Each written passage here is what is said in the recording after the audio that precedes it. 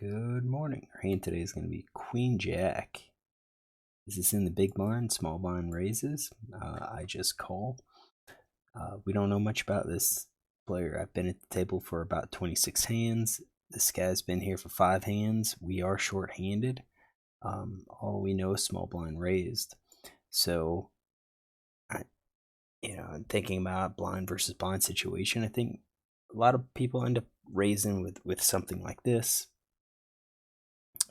Got Broadway, suited aces, suited kings. Some people could have like any of the aces here, offsuit aces. Could have quite a few, offsuit kings. Maybe not like some of these small ones. We're at 41% right now. I think we'll probably leave this it's definitely high card strength. Now for us, I think today, if I was playing this hand, I'm not sure when this hand was played, sometime this year. I think I'd be raising this. This is, I think, a 3-bet. Our hand's strong, it's suited, it's high card. We're going to have position. If we raise here up to, let's say, 10 big blinds and get called, hey, that's great. Bread and butter situation. We have a playable hand. Definitely have. I expect him to fold a lot. I think he's going to be folding probably at least 30%, maybe even 40%. And if he doesn't, then that means he's calling with a lot of weak hands. So I think a 3-bet here would be appropriate. I called. So we're going to work on, let's say, this range, where I just decide to call here. Oops. Let's see if I can undo those. Yeah, I want to get that. So I'm here. Say, since I just called, let's say we're playing a calling range that looks something like that, and just move through. So something, some of these weaker suited hands, some offsuit aces, and the flop comes out Jack 10-7. So for my hand, that actually works pretty good. Oops. Jack R10 and then 7 spades. I think, with my Queen Jack, it works pretty good. But in terms of raiser versus caller, I think both of us are going to have hands that connect. I think my hands can hit 2 pair just like the other player. I'd actually give small blind probably has a little bit of equity edge on this hand, because I would assume that big blind would have raised jacks and 10s, probably wouldn't have raised 7s. I mean, you can see my range. I'm calling with 7s, but I think I probably would have raised with jacks and 10s. Probably would have raised with 10 jack suited. Probably would have raised with queen, king, queen, ace jack, ace 10. So, those are all hands that small blind raises. So he has those, whereas I don't. So, a lot of my range is going to be, weaker 10, 10 with a bad kicker, jack with a bad kicker, maybe gut shot straight draws. That would be my type of hand. So villain bets 1.5. He actually bets pretty small. So the question is, what is he doing that with? Especially with that sizing.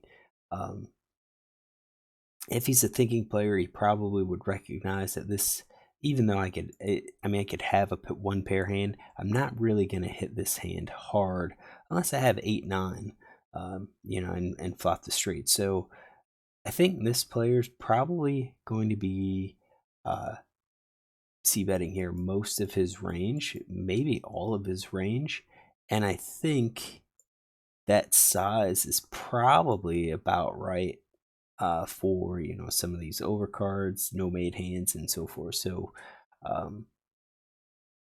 we could say he's just going to do it 100%,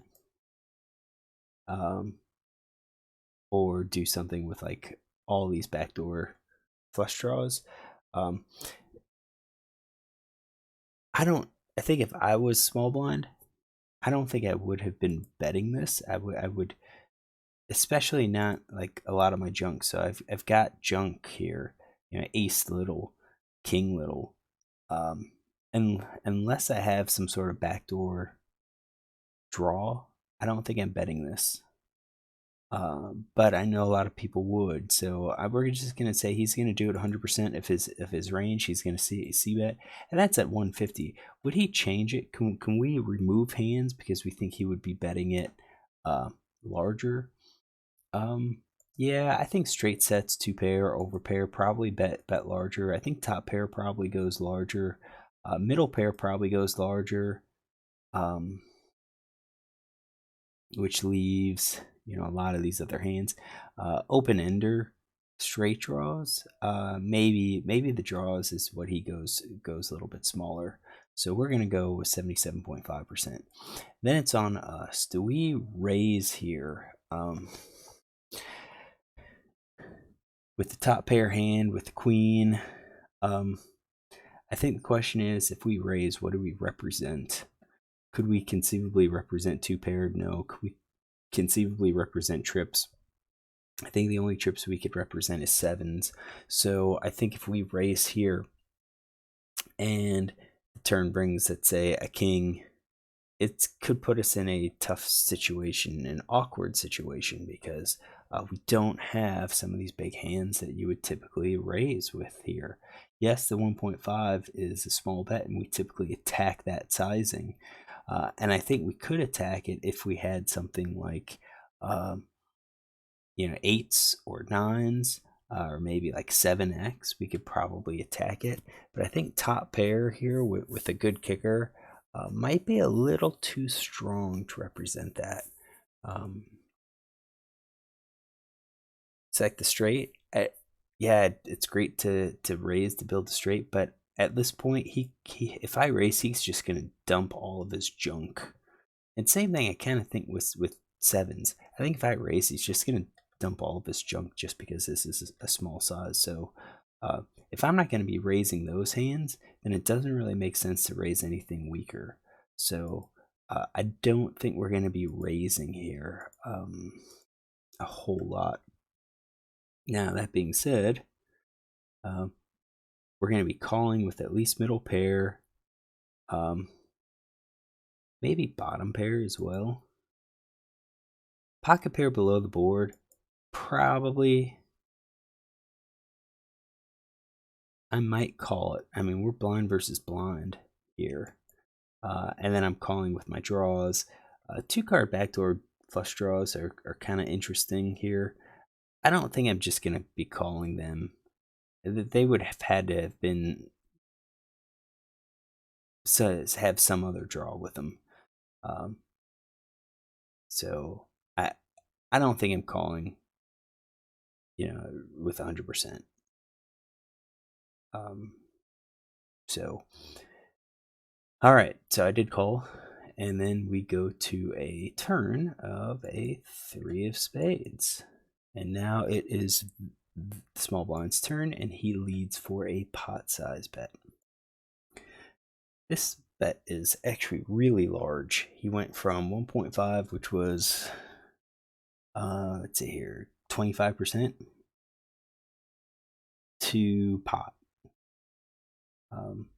So this here kind of suggests that he is scared of some sort of draw that's coming out. So from this hand, I think maybe you can say top pair. I don't think, why would you be scared if you had a straight or set or even like two pair? I think though a lot of those hands would have just been betting a little bit larger. So I'm thinking top pair, middle pair, pocket pair less than the second card. Weak pair, maybe he's trying to bully to get me to fold. And then maybe some of these draws, these gut shots, open enders, and flush draws. This gives him a lot of cards here, especially when we add in the gut shots.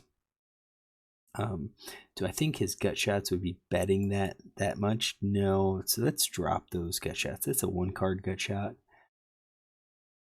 And let's drop two card gut shot. Let's keep the flush draw on open ender and say that he's hoping to get me to fold with those hands. Let's actually kind of color code these so we see what we're looking at.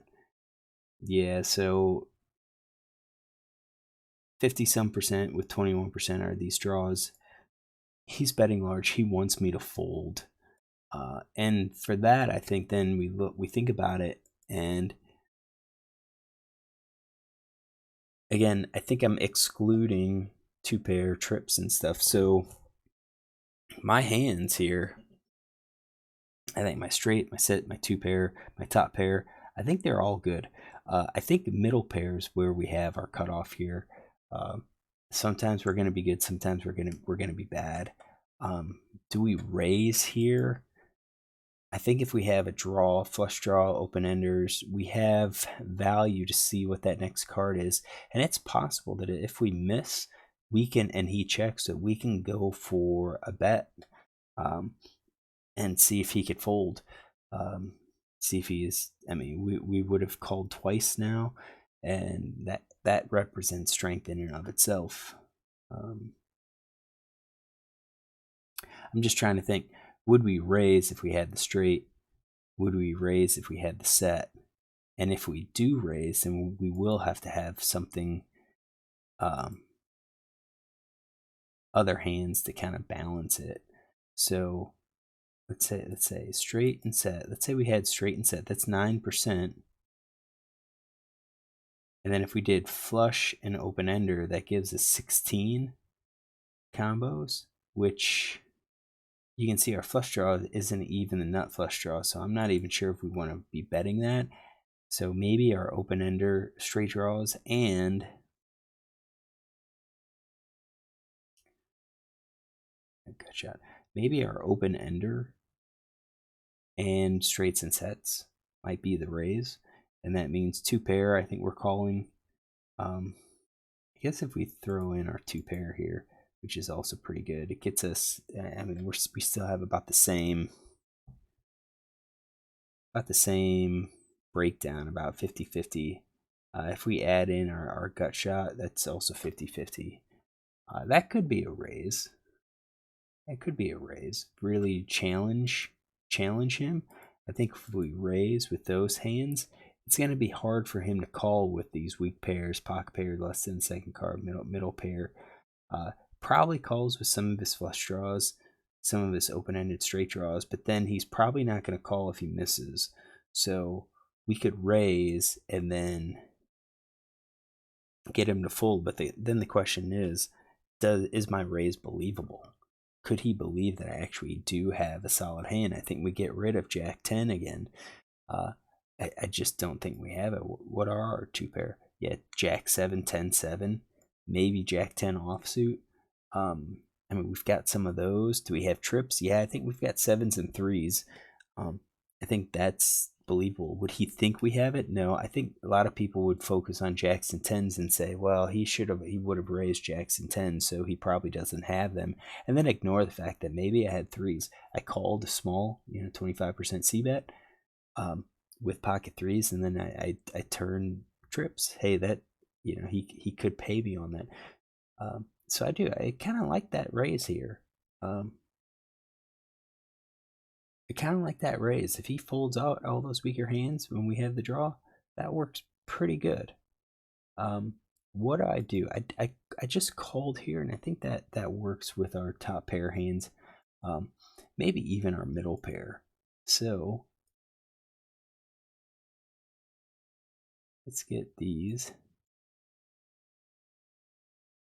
And I don't think I'm calling with one card gut shot here, unless it was part of my calls. So definitely have one pair hands. We see a river, 3 hearts. Could I have had like ace 3, king 3? It's a stretch. It's a stretch. Definitely, I can't have ace 3 spades. I wouldn't have been calling there. So pot's 27. We got 88 behind. Villain checks now. I think this is really telling. I don't think he would have checked. Let's see here. let's get this with 3 of a kind. I don't think he really would have checked with a good 2 pair. Top pairs questionable. I think Ace Jack, King Jack probably is betting. So you've got Queen Jack, Jack 9, Jack 8. I think possibly middle pair, weak pair, Ace High, nothing. You know, he's got a lot of weak hands. So then once he checks, question is, could I bet and get some value here? Again, going off of our idea here, our thought, yeah, I think we're gonna have some hands that we're gonna have to bet. Our busted spade draws, we're gonna have to bet if we're gonna hope to try to win it, because some of our spade draws are not showdown. They don't have showdown value. Like even the King 8, we're behind all the aces. I wouldn't necessarily call that showdown value. 9-6, 8-6, 8-5, those are not showdown value. So I think we should probably be value betting here most of our range that gets here. So the top pair, and then nothing is our showdown value hands. And maybe not even all top pair. Something like that. King Jack, Queen Jack.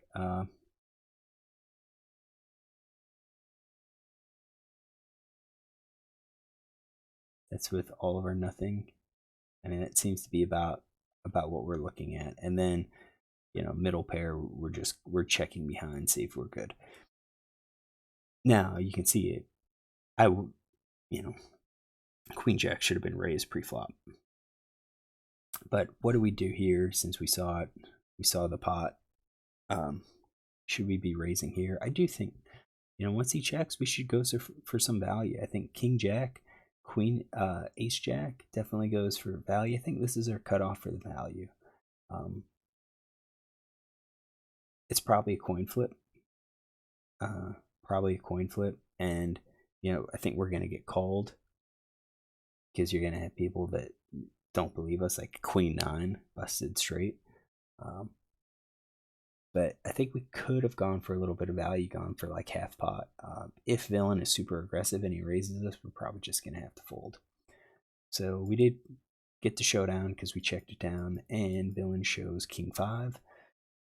So was that in his range? Yeah, he had it. I mean, King 5. So as part of that flush draw, it was just kind of like he picked up a draw and bet large and was hoping I folded. And then once he checks on the river, I think it's pretty clear that he didn't have anything strong. All right, hopefully you enjoy this. If you do, look tomorrow for another hand.